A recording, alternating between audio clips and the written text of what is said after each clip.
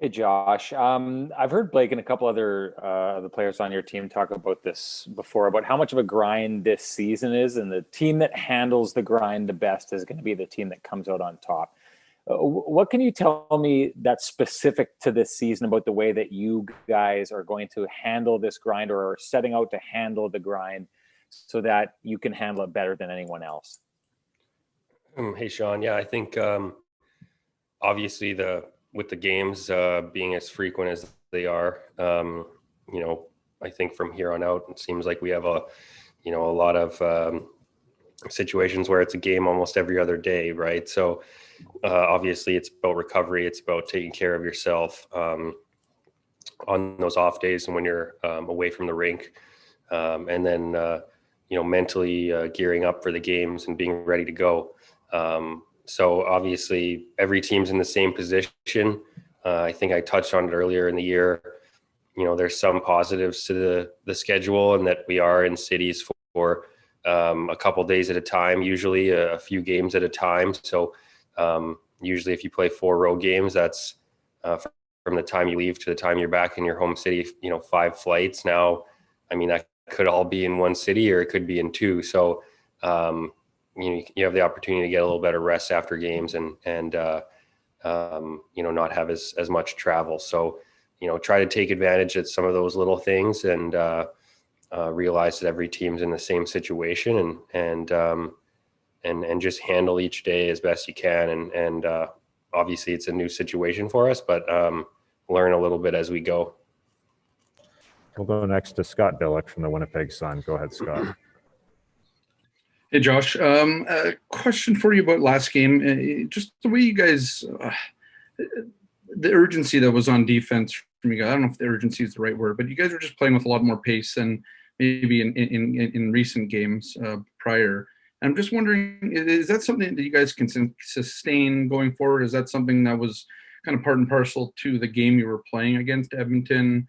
Or how do you kind of maybe bottle that a little bit? Hey, Scott. I think depending on the situation, I mean, we were behind 2-0 pretty early on. Obviously, that there's a lot of hockey left, so you don't have to open up your entire game and start pinching on everything and coming down the wall on everything, and increasing your risk level a little bit. But as the game goes along, time starts ticking off, and in any game that you're down, I mean, you're trying to get back into the game, and a part of that is having aggressive defensemen. And so I think especially in the third, we were our most aggressive, but that's I think score dependent, depending on the game, depending on who you're playing as well, depending on the style of the game. So I think that changes from night to night. I think we did a lot of good things as a back end to try to help help get some offense, generate some offense. But I think that's more of a situation of the score in the game, and basically managing your game based on what the game calls for. We'll go next to Ken Weeb from Sportsnet. Go ahead, Weeb. Thanks, Gregor. Josh, where do you feel the group is at in terms of identity building to this point? Hey, Ken. I mean, I think obviously identity, gets thrown around a lot from a standpoint of what's your identity, or in the media, or different things like that. I feel like that's something that you build over the course of a season. What do we want it to be? Obviously, a team that plays hard, a team that's resilient, in relativity to last year, a team that's gives up less, or our goal is to not give up much from the slot, and limit some of those high danger chances that we have had given up last year. So I think it's really a lot of the things that you sort of talk about the first day of training camp as keys to your team being successful. Those are the things that we're striving for every game. There's nights where if you're looking at your, say, 5 boxes that you want to have checked, maybe you don't check all 5, but you're striving to get all those checked. every single night and continue to build over the course of the year. And just a couple more. We'll go next to Kelly Moore from CJOB. Go ahead, Kelly.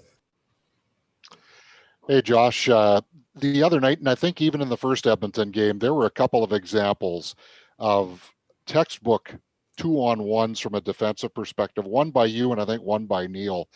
Is there like a template for every situation, or is it situational when you're playing those 2-on-1s? Because I think yours, if memory serves me correct, was against Connor McDavid and Leon Draisaitl. Yeah, I mean, obviously, 2-on-1, you see that develop. It's a sense of urgency from the defenseman, from the goalie for sure. It's something that we talk about a lot in terms of having a plan. It happens fast, but I think your first read sort of has to be, who is it? Who has the puck? Are they a shooter? Are they a passer? If it's Connor, maybe it's both. But reading that first, okay, do I have back pressure? Is it going to be quick? If I slide, can he stop up, make me look silly and then go around me and shoot because we don't have anyone coming? Or is it going to be a play to the net because we have someone there?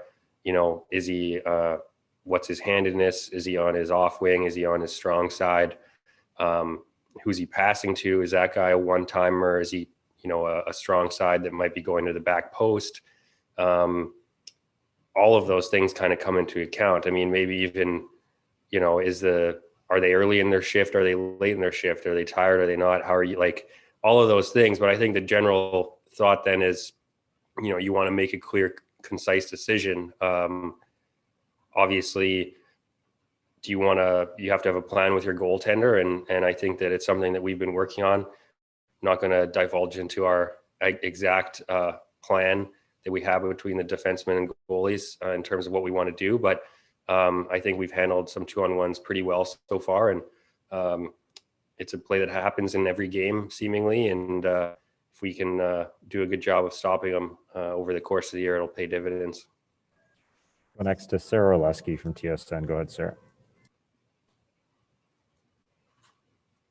Hey, Josh, just wondering what you guys need to be aware of tonight, especially with kind of the run that Brock Besser has been on so far this season, second only to Austin Matthews right now in goals. But just as a defenseman, what is something that you need to be aware of when a guy like him is on the ice?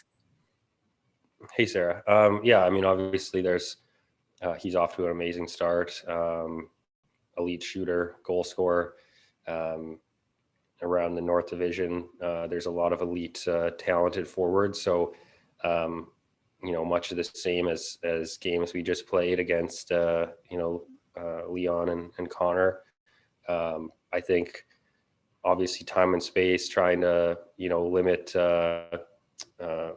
room for players with high skill. Obviously for him, he's a shooter, plays with some really good players that can find him and make plays. So, same old things, stick position, body position, D-zone coverage. But sometimes with those elite shooters, you have to be a little extra aware because they don't need a whole lot of room or time or space to get a shot off and put it in the back of the net. So maybe a little extra awareness and then just doing all the other things that you try to always do defensively as well as you can. And final question to Sean Reynolds from Sportsnet. Go ahead, Sean. Hey, Josh, back to that theme we started on with handling the grind. When you're working towards something, I'm sure it helps to reinforce that behavior when you get a payoff. Your team's ability to bounce back after losses this year, is that an example of your team or of your team's attempt to handle the grind and that attempt is working? I think so. I think, every team probably says it, but you don't want to lose 2 games in a row.